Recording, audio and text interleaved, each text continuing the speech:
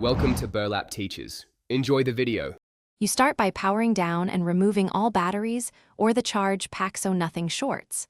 Once done, flip the controller and peel the small circular sticker behind the Xbox button to reveal one Torx/Phillips screw, then remove the 4 corner screws.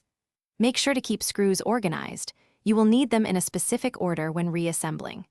Use a magnetic mat or small container, because losing one screw makes later steps much harder and can bend internal parts.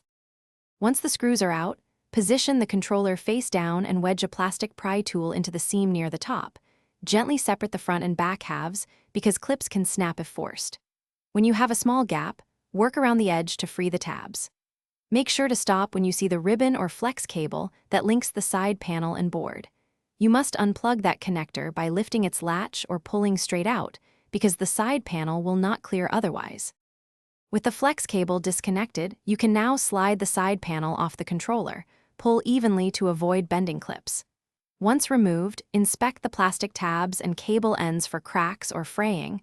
Replace parts if you see damage, because broken clips cause poor fit and misalignment. To finish, reconnect the ribbon cable, seat the shells together, and tighten screws in the original pattern. If the panel won't seat, check for a trapped wire. Thanks for watching. Consider subscribing if this video helped you.